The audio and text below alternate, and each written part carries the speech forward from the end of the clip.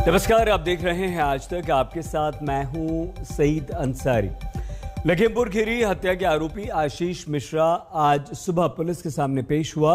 उससे रविवार की घटना को लेकर सुबह से पूछताछ चल रही है, लेकिन घटना के एक हफ्ते बाद तक आशीष के आजाद घूमते रहने से देश के कानूनी सिस्टम पर सवाल खड़े हो गए।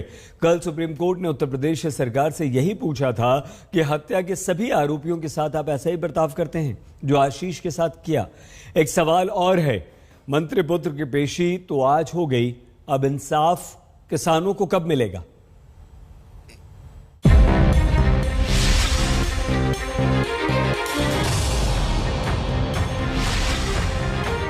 पुलिस को जो आशीष मिश्रा ढूंढने से नहीं मिल रहे थे, पुलिस जिनसे बार बार थाने पर पधारने की विनती कर रही थी, वो मंत्री पुत्र आशीष मिश्रा ठीक 7वें दिन खुद ब खुद थाने के बाहर प्रकट हुए और कानून व्यवस्था पर उपकार करने के अंदाज में खाकीधारियों के सामने जाकर बैठ गए।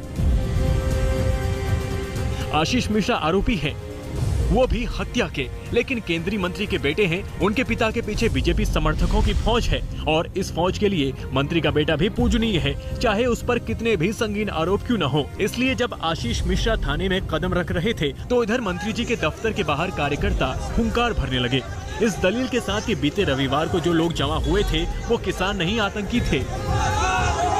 वहाँ पर आशीष मिश्रा मोनू भैया दंगल स्थल पर थे। वो घटना जब तक कोई साक्ष्य नहीं तब तक कोई गिरफ्तारी नहीं। वहाँ किसान के रूप में आतंकवादी थे। वहाँ पे खालिस्तानी थे, वो खालिस्तानी किसान के। मंत्री जी भी समर्थकों के आगे किसी विजेता के अंदाज में कैमरे के सामने आए और कानूनी कार्रवाई से पहले ही बेटे की बेगुनाही का ऐलान कर दिया। ऐसा है, देखिए, निष्पक्ष जांच होगी और आप निश्चित हम लोग मानते हैं कि वो कार्यक्रम स्थल पर थे, घटना स्थल पर नहीं थे। ये सब लोगों को पता है। चढ़ जाओ, पहुंच जाओ उनके पास। यह है, इसलिए वो पूछताछ के लिए गए हैं, है ना। किसी तरह की कोई ऐसी बात नहीं होगी। अगर बात होगी तो हम आपके साथ खड़े हैं, आपके साथ। आगे की कार्रवाई जो हो सो हो। मंत्री के बेटे को थाने तक लाने में क्या क्या पापड़ बेले गए, ये भी समझ लीजिए। पुलिस ने 7 अक्टूबर को घर पर नोटिस चिपकाया, फिर 8 अक्टूबर को भी नोटिस लगाया। सुप्रीम कोर्ट ने यूपी सरकार को फटकारा, पार्टी आलाकमान ने मामले में दखल दी।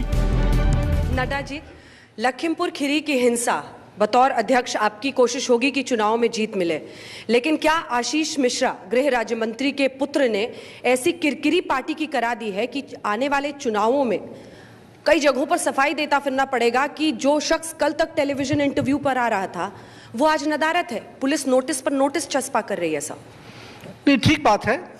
हम लोगों को भी इसमें केयरफुल होने की ज़रूरत है और ध्यान रखने की ज़रूरत है। लेकिन मैं फिर कहूँगा कि पार्टी की तरफ से और सरकार की तरफ से हम कोई भी ऐसी गतिविधि नहीं करते हैं जो लॉ एंड ऑर्डर को अपने हाथ में ले, और इसलिए जो भी इसमें दोषी होगा उसको हम उसके खिलाफ कड़ी कार्रवाई हो, ये योगी सरकार सुनिश्चित करे। मंत्री के बेटे के साथ यूपी पुलिस की इसी रहमदिली को देखकर सुप्रीम कोर्ट को भी पूछना पड़ा कि हत्या के बाकी मामलों में भी पुलिस क्या ऐसे ही बर्ताव करती है? क्या उन्हें नोटिस भेजती है कि कृपया आइए, कृपया हमें बताइए? इस पर यूपी सरकार की ओर से पेश हुए वकील हरीश साल्वे ने कहा कि किसानों की पोस्टमार्टम रिपोर्ट में गोली के घाव नहीं दिखे, इसलिए आरोपी को नोटिस भेजा गया था। कोर्ट ने फिर सवाल किया कि क्या आरोपी को नहीं पकड़ने का यही आधार है? कोर्ट के सख्त रुख पर हरीश साल्वे ने कहा कि नोटिस के बाद भी आरोपी पेश नहीं होता है तो सख्ती तरीके से अपनाए जाएंगे। कोर्ट ने यूपी सरकार को फिर ताकीद किया कि 8 लोगों की बेरहमी से हत्या हुई है, कानून सभी आरोपियों के लिए एक समान है। सुप्रीम कोर्ट में कल इस मामले की सीबीआई जांच की बात भी उठी, लेकिन कोर्ट ने साफ कह दिया कि मुनासिब नहीं होगा। इसका सीधा मतलब यह है कि सीबीआई गृह मंत्रालय के अधीन काम करती है। आरोपी आशीष के पिता इसी मंत्रालय के राज्य मंत्री हैं, लिहाजा सीबीआई की जांच भी प्रभावित हो सकती है। एफआईआर के मुताबिक आशीष मिश्रा पर इन धाराओं के तहत केस दर्ज हुआ है। 302 यानी हत्या, 304A यानी गैर इरादतन हत्या, 147 यानी बलवा करना, 148 यानी हथियारों के साथ बलवा करना और 149 यानी झुंड बनाकर हमला करना।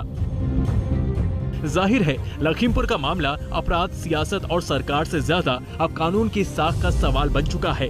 कानून को खुद साबित करना होगा कि इस देश में अमीर और रसूखदारों पर उसका कोई जोर है या नहीं। लखीमपुर से संतोष शर्मा, आशुतोष मिश्रा और अभिषेक मिश्रा के साथ आज तक ब्यूरो।